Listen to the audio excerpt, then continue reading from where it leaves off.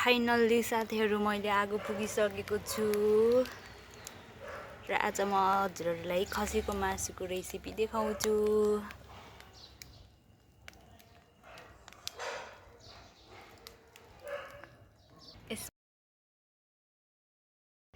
यसमा चाहिँ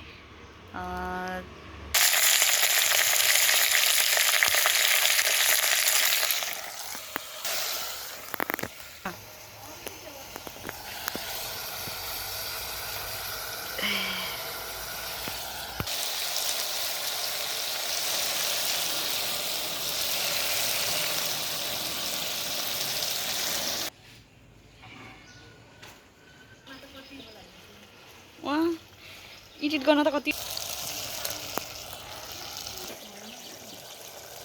फाइनल्ली हाम्रो लुक्स बोकाको टमाटर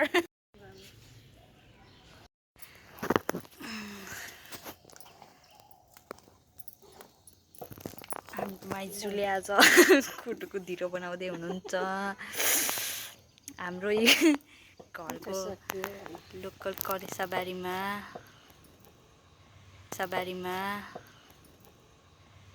अलि किलो भयो अर्ग्यानिक धिरो अनि बोकाको मासु पाकिसक्यो। हजुर फुटेसक्यो पिठो त सक्यो सकिन्दैन नि त पुगिन पुग्छ अहिलेलाई पुगे भयो। चटनी पनि कुदिसक्यौँ हामीले। म युट्युबमा हालिदिन्छु हजुरले हेर्नु है। लाउनु मेरो भिडियो बनाइ ल मेरो मनी आगो छैन हो यस्तो आयो न अलि माथि गर्नुपर्छ कि कसो हो? यस्तो गराउनु न। आफू अलि उता भयो ढिँडो तर सही यता आगे आयो खै त माथि आएको छैन त नै बसा माजु बसा।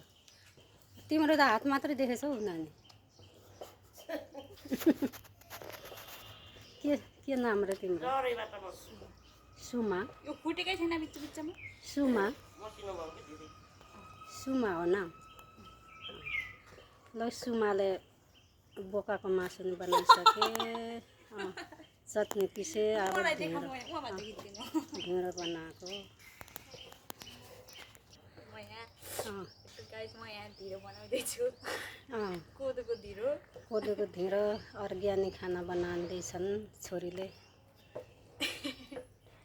मैले यहाँ भिडियो बनाएको। माइजूले धिरो बनाइसकेपछि मैले लास्टमा यसो मुस्काए जस्तो गरेको। म देहरादुनबाट आएको त्यहाँबाट नानीले बोकाको मासु पकाए चटनी बनाएको फेरि ढिँडो बनाएर खाने माइजू भन्नुभयो। फेरि यहाँ ढिँडो बनाउनु लाग्छन्। कस्तो भएछ मस्काएको? राम्रो भएको छ? राम्रो भएको छ। अलिक गिलो भयो त्यसलाई एकछिन अलिक फिट तब फेरि साह्रो हुन्छ।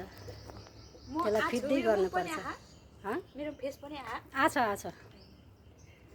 एकदम आछ राम्रो आछ। घाम पनि भयो भाइ। आगोमा बसेर गर्मी भएको भोक पनि लाग्दाखेरि बाबाहरूलाई फेरि लागेको छैन। माथि बसिरहेका छन्। अब माथि बसेर हेर्दैछन् तल ढिँडो पाके कि पाकेन र खानुहुन्छ। भयो भिडियो बन्द गरिदिउँ ल।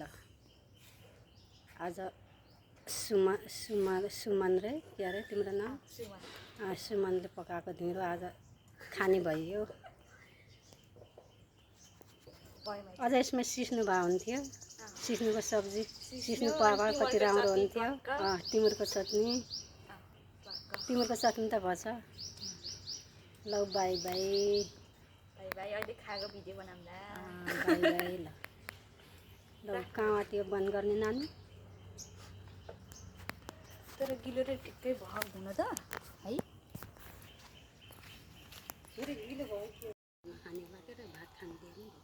बाबालाई धिरो खाएको